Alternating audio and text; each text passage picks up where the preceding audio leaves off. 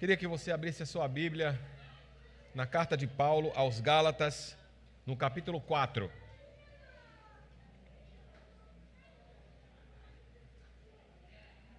Gálatas, capítulo 4.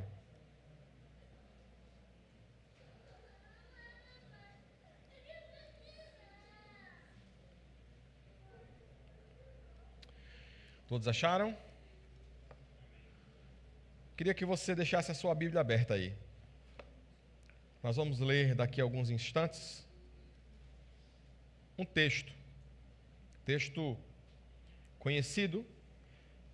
Eu queria que você acompanhasse comigo daqui a pouquinho, mas eu queria que você, nesse instante, orasse comigo, pedindo a Ele que abençoe a sua palavra, que ela encontre lugar no seu coração, na sua mente. E aí sim, depois daremos continuidade a esta palavra. Oremos então. Pai bendito, de amor e de misericórdia, louvamos o Teu nome, porque sabemos que Tu és santo e poderoso. Abençoa nesta noite a Tua palavra. Que seja verdadeiramente a Tua palavra. Que verdadeiramente possamos ver a Tua glória, a Tua graça, e que esta palavra possa alcançar os nossos corações. Sê conosco, ó Deus, nesta noite. Nos abençoa. Impacta a nossa vida, pelo poder do Evangelho, pelo poder das Escrituras, em nome de Jesus, amém e amém. A partir de hoje nós começaremos a falar um novo tema. Daqui para frente eu irei pregar sermões temáticos, o que eu não costumo muito fazer. Mas eu entendo que este assunto que nós vamos falar é extremamente importante para a vida da igreja contemporânea. E nós queremos então, hoje, a partir de hoje, começar, meus amados irmãos, uma série de mensagens sobre um tema extremamente pertinente para a igreja atual, que é santificação, o amor diligente de Deus pelo seu povo. Mas eu quero que você entenda que este é o assunto geral. E dentro deste assunto nós vamos abordar vários temas que dizem respeito à santificação. E hoje, começando a tratar sobre este assunto, repito, santificação, o amor diligente ou zeloso de Deus pelo seu povo, nós queremos falar sobre o coração do verdadeiro pastor. Eu queria começar hoje à noite fazendo-lhe uma pergunta para você refletir, uma pergunta retórica. Qual deve ser a maior obsessão de um verdadeiro pastor? Eu vou repetir. Qual deve ser a maior obsessão de um verdadeiro pastor? Talvez alguns possam responder: a maior obsessão de um verdadeiro pastor talvez seja ter uma vida tranquila, abastada. E olha que muitos responderiam assim. Ou talvez alguns digam: a obsessão de um verdadeiro pastor seria ser reconhecido como uma figura de autoridade. Ou quem sabe, a obtenção de vários diplomas. Afinal de contas, o pastor, ele precisa ser apto para ensinar o seu povo, para ensinar as ovelhas que o Senhor lhe confiou. Ou quem sabe, a maior obsessão de um verdadeiro pastor seja ter uma igreja enorme, cheia, com 500, 1.000, 2.000, 3.000 membros. Qual deve ser a maior obsessão de um verdadeiro pastor?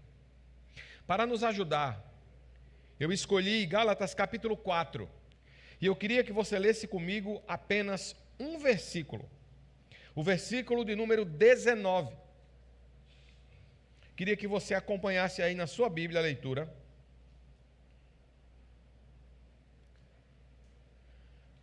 Gálatas 1:19 diz assim: meus filhos, novamente estou sofrendo dores de parto por sua causa, até que Cristo seja formado em vocês. Eu vou ler mais uma vez. Meus filhos, novamente estou sofrendo dores de parto por sua causa, até que Cristo seja formado em vocês. Eu sei que vocês conhecem a carta de Paulo aos Gálatas, mas me permita, em poucas palavras, contextualizá-lo. O apóstolo Paulo sai de Jerusalém, ali ele foi entregar uma oferta a irmãos que estavam passando necessidade. Ele vai até Antioquia da Síria e ele e Barnabé, na sua primeira viagem missionária, atravessam o mar Mediterrâneo e chegam a uma outra Antioquia, que ficava do outro lado do mar, Antioquia da Psídia. Da Antioquia da Psídia, ele parte para a Galácia, para a região de Listra, Derbe e Icônio. E ali, ele funda igrejas, ele funda algumas igrejas na região da Galácia. Paulo faz isso por volta do ano 48, 49 depois de Cristo. Ele sai da Galácia, ele volta para Antioquia da Psídia, e lá então ele descobre que alguns homens inescrupulosos, os quais são chamados pelo próprio apóstolo Paulo de judaizantes, homens que achavam, que entendiam que para que o gentio fosse cristão, verdadeiramente ele precisava passar pela lei. Ele precisava necessariamente ser circuncidado e precisava guardar alguns aspectos da lei. Paulo ouve essa conversa, ouve essa história e ouve também ataques a respeito da sua própria pessoa, que ele não era apóstolo coisa nenhuma e que os apóstolos mesmo de Cristo eram verdadeiramente judeus e ele não, porque estava pregando uma salvação pela fé. Por isso que Paulo se defende na carta aos Gálatas. O apóstolo Paulo então se debruça sobre a mesa, sobre a sua pena e escreve aos Gálatas, mostrando o verdadeiro evangelho de Cristo e este pregado e vivido por meio da fé na pessoa de Cristo, sem nenhuma adição da lei. Este basicamente é o contexto. O que é que o apóstolo Paulo então está fazendo? Ele está mostrando no capítulo 4, verso 19, um pouquinho antes e um pouquinho depois, as motivações desses falsos mestres, desses chamados judaizantes. Paulo está mostrando que a motivação dele era diferente da motivação dos falsos mestres. Estes falsos mestres procuravam seguidores para si mesmos. Estavam procurando holofotes para si. Estavam procurando honra para si. O apóstolo Paulo então os adverte, o apóstolo Paulo então mostra àqueles irmãos da Galácia que a coisa não é bem assim. E Paulo mostra como? Exatamente fazendo o contraste entre a motivação dele e a motivação dos judaizantes. Qual a motivação do apóstolo Paulo? O bem-estar espiritual dos Gálatas, o bem-estar espiritual daquela igreja a qual ele fundara junto com Barnabé, ou daquelas igrejas. A carta é circular. Seu desejo de ver a realização desse objetivo era tão profundo que a única comparação adequada que o apóstolo Paulo encontra era exatamente a agonia doce e amarga, ou amarga e doce, da dor de uma mulher a dar à luz. Todos nós sabemos que dar à luz deve ser uma coisa fascinante. Nós homens não temos esta honra, mas sabemos também que a mulher simplesmente não dá à luz. Ela começa a ter o seu trabalho de parto com muitas dores. E aí aquelas dores são fortes, são agonizantes, são difíceis. Mas quando o seu filho está em seus braços, em suas mãos, aquela dor cessa e ela é coberta por uma profunda alegria. Ou seja, uma tarefa extremamente difícil, dolorosa, com um final feliz, com um final doce. O apóstolo Paulo, então, lembra de quando ele começou a pregar naquelas cidades. O apóstolo Paulo lembra de quando ele começou, junto com Barnabé e outros, pregar o evangelho em Icônio, em Derbe, em Listra, na região da Galácia toda, pregando o evangelho ali. E ele sentia que ele estava gerando novos crentes, como se ele mesmo estivesse dando a luz a novos discípulos de Cristo. Ele usa então essa metáfora de uma mulher gestante que dá à luz. Paulo sai da Galácia, Paulo sai daquelas cidades, e aí vem os judaizantes, e aí vem outras pessoas, e começam a pregar um outro evangelho. E começam a duvidar do apóstolo Paulo, começam a duvidar da palavra dele, começam a duvidar do evangelho pregado por ele, começam a duvidar da salvação pela graça. É engraçado, é interessante, porque quem estava duvidando da salvação pela graça eram os gentios. Eles estavam questionando Paulo, aquele homem de Deus que fora ali, pregara o evangelho àquele lugar ou aqueles lugares.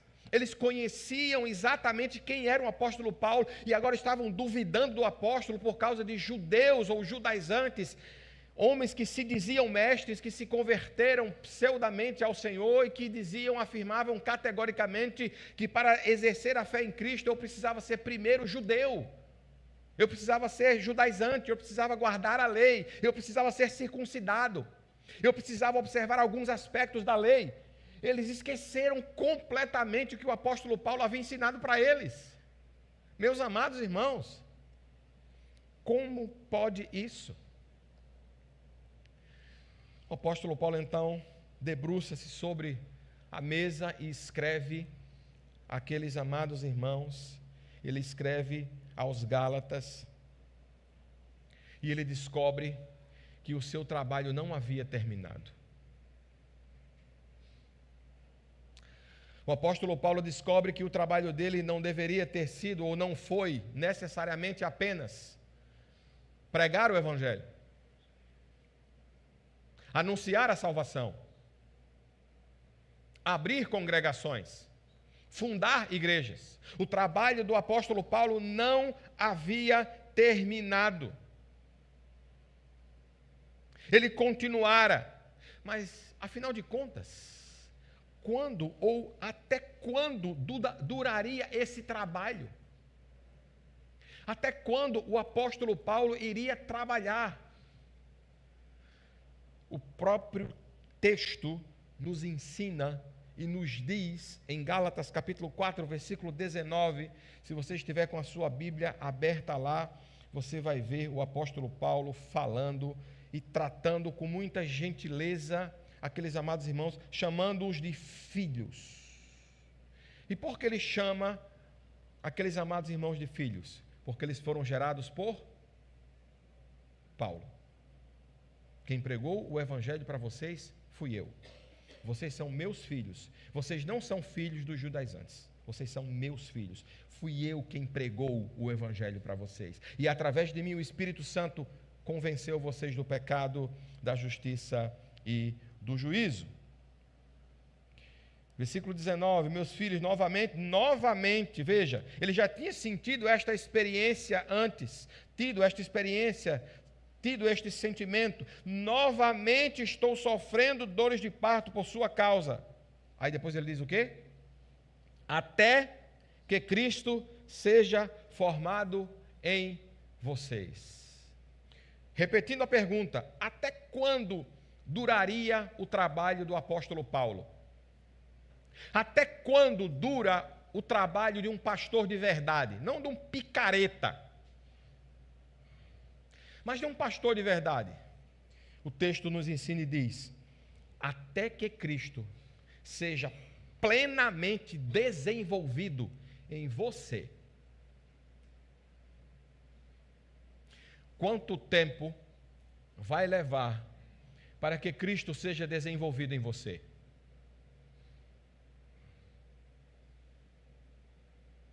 Toda a sua vida. Logo, O trabalho de um pastor nunca termina.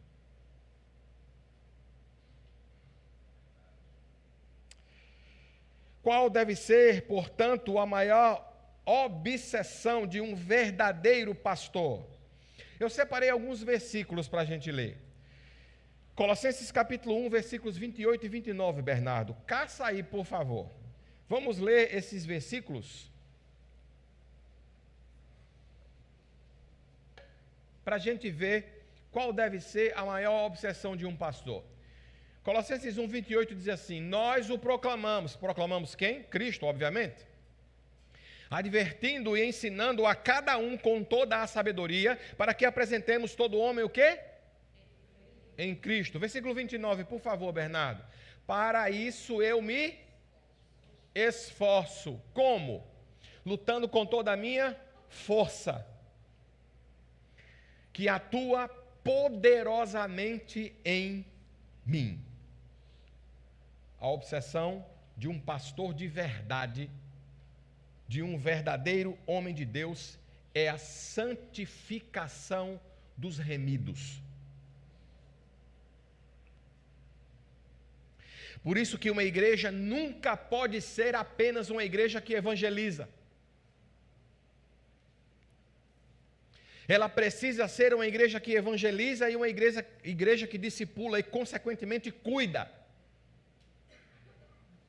Porque quando a ovelha se desgarra, ela sai do aprisco e ela volta cheia de carrapicho, de pedaços de galhos, de folhas no seu pelo. Ela volta suja, ela volta machucada. A principal obsessão de um homem de Deus, de uma mulher de Deus, a principal obsessão de um pastor de verdade é a santificação do seu povo. Paulo estava em trabalho de parto, espiritualmente falando, enquanto os conduzia ao novo nascimento lá atrás. Ele vai à Galácia, ele prega o Evangelho, ele funda algumas igrejas por volta do ano 47, 48, os autores divergem, um ano depois, mais ou menos, 48, 49, ele escreve, lá da Antioquia da Psídia, esta carta aos Gálatas. E agora, mais uma vez, novamente, como o próprio texto diz, ele estava sentindo as mesmas dores agonizantes. Porque os filhos dele estavam escolhendo um outro evangelho. Ele estava sofrendo de novo as mesmas dores agonizantes como da primeira vez, esforçando-se para que Cristo seja formado em cada crente.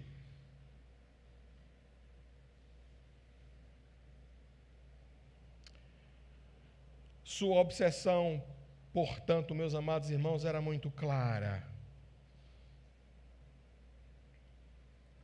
Conduzir os crentes para que se tornassem semelhantes a Cristo. Não existe nenhuma outra razão pela qual você está aqui. Para aprender mais de Cristo, para ser como Ele, para agir como Ele, para reagir como Ele, para pensar como Ele, para desejar o que Ele desejava. O trabalho de um verdadeiro pastor só termina quando sua ovelha dá à luz a imagem de Cristo.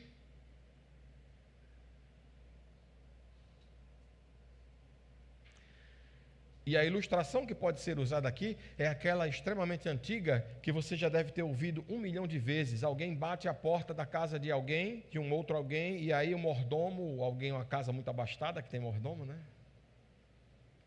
Vai atender a porta.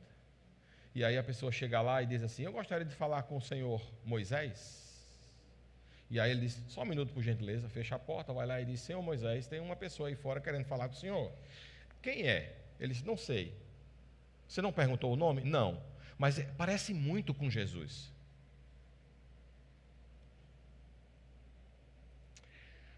O trabalho de um verdadeiro pastor só termina quando sua ovelha dá quando sua ovelha está parecida com Cristo. Você tem deixado Cristo ser gerado em você? E veja, perceba, a metáfora que Paulo está usando aqui, nós conhecemos muito bem. As mulheres que foram mães, ou que estão nesse momento gerando um filho dentro de você, sabem do que eu estou falando.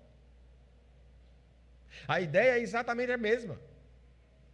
Uma mulher engravida fica aí por volta de 38 ou 40 semanas com a criança aqui até ela nascer, e depois ela nasce, ela gera um bebê. Espiritualmente falando, o que é que Paulo está dizendo? Pegando a figura, a metáfora de uma mulher grávida que está gerando um bebê, uma criança, está dizendo: Cristo está sendo gerado em você.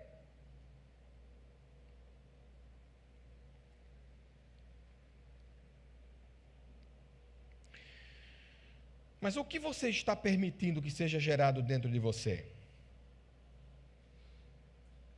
É Cristo que está sendo gerado dentro de você? Ou é um judaizante?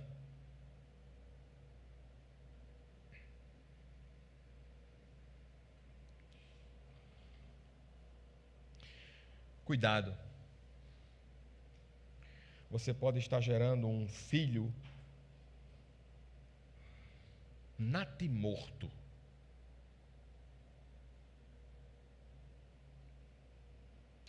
Pastor, o que é um natimorto?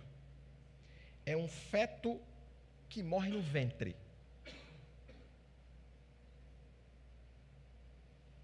Qualquer coisa que você tente gerar no seu coração, que não seja Cristo, gerará morte.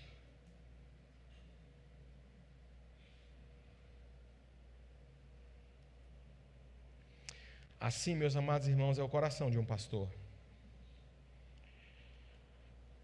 Se suas ovelhas são levadas ao pecado ou caem em alguma transgressão, ele carrega a dor disso. Agora me deixe fazer uma observação importante. E eu tenho certeza que o pastor Igor vai me agradecer. Existe uma diferença enorme entre uma ovelha que está desgarrada e uma ovelha que se rebela. A Escritura não ensina o pastor ir atrás de uma igreja ou de uma ovelha que se rebela. Que é base bíblica para isso? Filho pródigo. O filho chega para o pai e diz: pai, quero minha herança, vou embora. E vai embora. Aquele pai não deixa de amar, aquele pai não deixa de orar, aquele pai não deixa de desejar a presença do filho, mas ele vai atrás do filho? Não. Mas uma ovelha que se desgarra, que se deixa iludir, enfraquecer e que por algumas razões se afastam do aprisco, o pastor tem a obrigação de ir atrás da ovelha perdida e não da ovelha rebelde. Coloque isso na sua cabecinha. Porque eu já ouvi várias pessoas chegarem para mim e dizer: o senhor não vai atrás de fulano não? Eu disse: não. Não. Por quê? Porque não é ovelha perdida, é ovelha rebelde. E a Escritura não ensina o pastor a ir atrás de ovelha rebelde, que bate no pastor, que dá queda no pastor, que machuca o pastor, que desonra a Deus, que fere o pastor.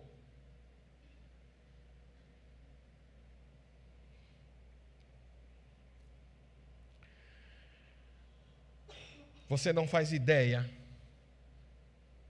da profundidade do zelo pela santificação que há no coração de um pastor fiel. Por favor, Bernardo, coloca aí 2 Coríntios capítulo 12, versículo 15. Você quer ter noção do que se passa na cabeça e no coração de um pastor verdadeiro? Assim, de boa vontade, por amor de vocês, gastarei tudo o que tenho e também me desgastarei pessoalmente, visto que os amo tanto. Devo ser menos amado?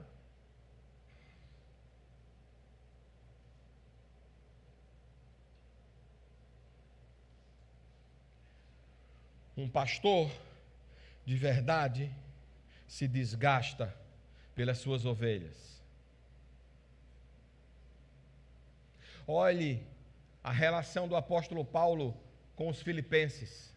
Olhe a relação do apóstolo Paulo com os gálatas. E olhe a relação do apóstolo Paulo com os coríntios. É diferente. É diferente. Paulo estava fazendo acepção de pessoas? Não, querido. De jeito nenhum.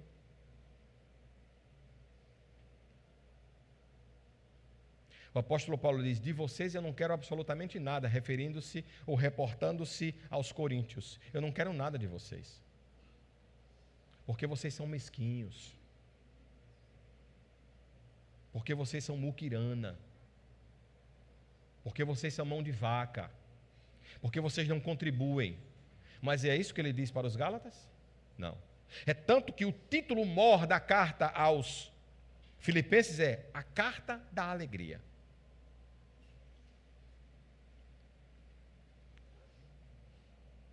Cuidar do povo de Deus implica uma série exaustiva e interminável de deveres abrangentes. Você já imaginou se eu fosse, ou se o pastor Igor tivesse que postar tudo que a gente faz? Quanto tempo a gente ora? Quanto tempo a gente lê a Bíblia? Quanto tempo a gente faz um sermão? Quanto tempo a gente prepara um aconselhamento? Quanto tempo a gente visita alguém? O trabalho de um pastor, irmãos, é escondido. Esse trabalho que se faz aqui pregando o Evangelho, expondo as Escrituras, é 10% do trabalho de um pastor.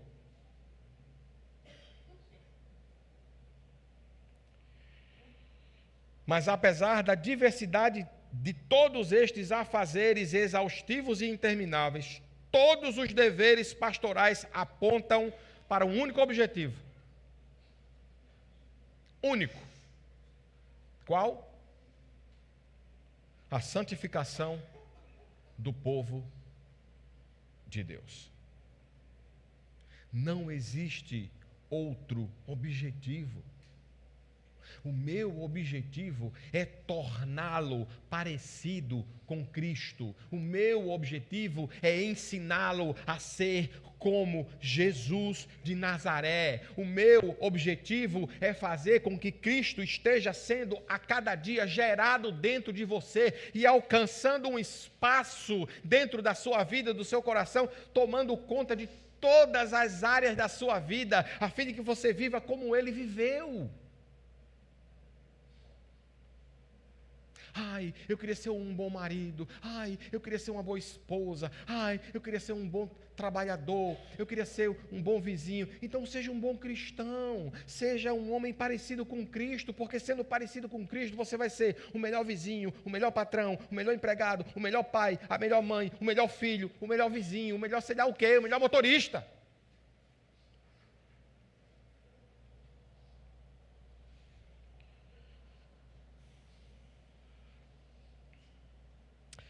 Meus amados irmãos, e o objetivo da santificação não é promover reforma. A santificação não faz conserto. A santificação, meus amados irmãos, promove transformação profunda.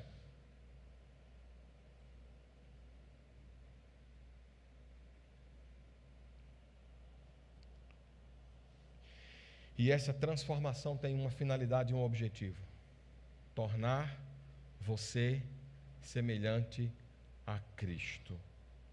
É por isso que Paulo, quando escreve aos Coríntios, ele diz: aquele que matava, aquele que roubava, aquele que adulterava, aquele que mentia, não minta mais. Por isso que quando ele escreve aos Colossenses, ele diz que nós temos que mortificar a nossa velha natureza, o nosso velho homem. Quem era Kleber há 30 anos atrás? há 35 anos atrás. Nós precisamos matar a nossa velha natureza dia após dia, porque ela não tem nada a ver com a pessoa de Cristo.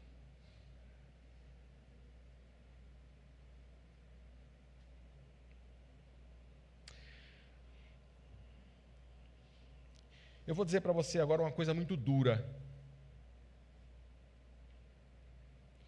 mas eu preciso ser honesto com você. E de antemão eu quero afirmar que eu não estou expulsando ninguém da igreja. Porque as pessoas entendem a palavra do pastor, o sermão, do jeito que elas querem. Então eu vou me antecipar e dizer que eu não estou expulsando ninguém da igreja. Mas me deixe dizer uma coisa para você. Se você não pretende ser igual a Cristo, a igreja não é o seu lugar. Eu sei. Essa frase desce seca na goela. Mas é isso mesmo. Se você não pretende ser igual a Cristo, o seu lugar não é aqui.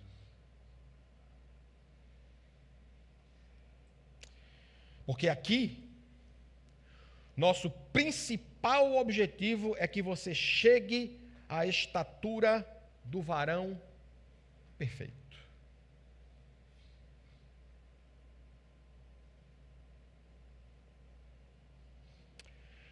A obra transformadora do Espírito Santo de Deus é única. Torná-lo semelhante a Cristo Jesus. Revesti-lo de Cristo e sua perfeição.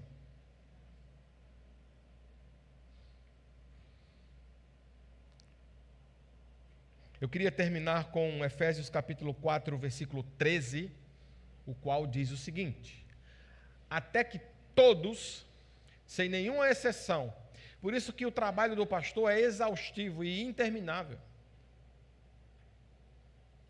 até que todos alcancemos, perceba que ele, escrevendo aos Efésios, se inclui, porque ele também é discípulo, alcancemos a unidade da fé e do conhecimento do Filho de Deus, e cheguemos à maturidade, atingindo a medida da plenitude de Cristo Jesus. Isso se chama santificação. Se você não pretende ser igual a Cristo,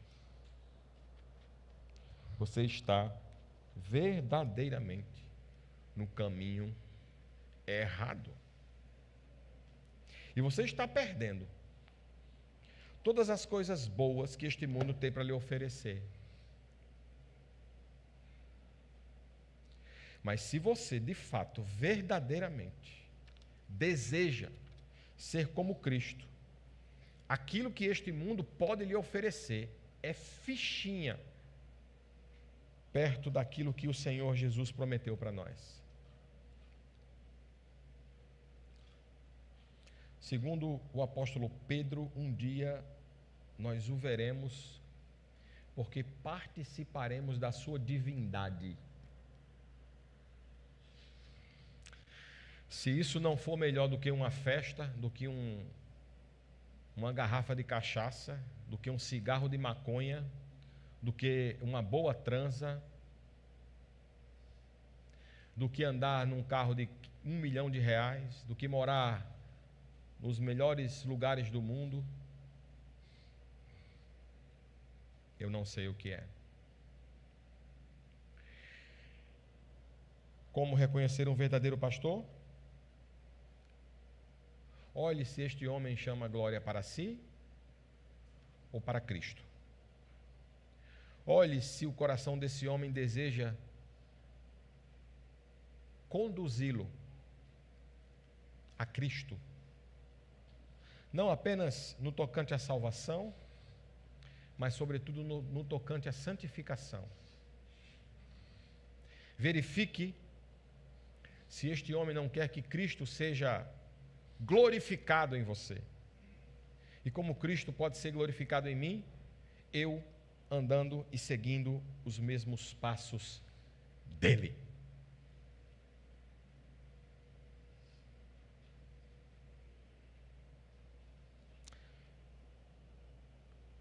Que o Senhor nos ajude a termos coragem de falarmos nos próximos dias sobre este tema muito difícil. Porque, infelizmente, não se fala mais em santificação hoje na igreja. E isso é muito perigoso, delicado, e que gera muitos males. Você é mais parecido com Cristo hoje do que ontem? Você é mais parecido com Cristo hoje do que o ano passado? As pessoas podem ver a pessoa do Senhor Jesus em você? Você já entregou aquela área da sua vida que incomoda você, que é o seu tendão de Aquiles? Todos nós temos uma área assim. Todos nós temos, meus amados irmãos, aspectos da nossa vida que nos são terríveis, difíceis, dolorosos de enfrentar. Então, em nome de Jesus, eu queria que você saísse daqui pensando nisso hoje à noite. Vamos ficar de pé.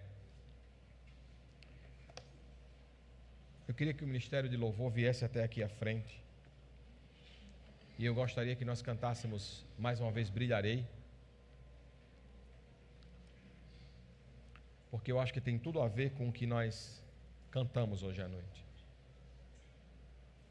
Com o que nós pregamos hoje à noite.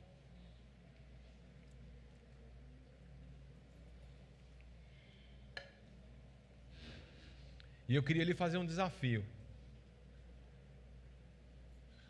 Se você não tem brilhado para a glória de Deus, se você não tem gerado Jesus dentro de você, eu queria que você tivesse a coragem de assumir publicamente isso, vindo até aqui à frente para que eu orasse por você. Queria que você se colocasse diante do Senhor e que você pensasse se de fato você tem vivido uma vida aos pés de Cristo, se você tem permitido que Jesus seja gerado em você,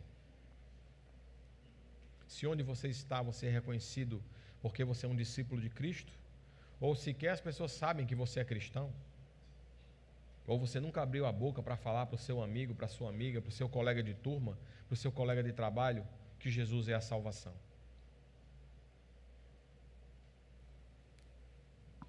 Vamos cantar.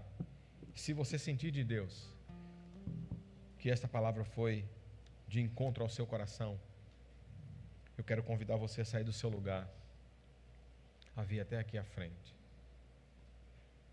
e verdadeiramente pedir perdão a Deus, em nome de Jesus.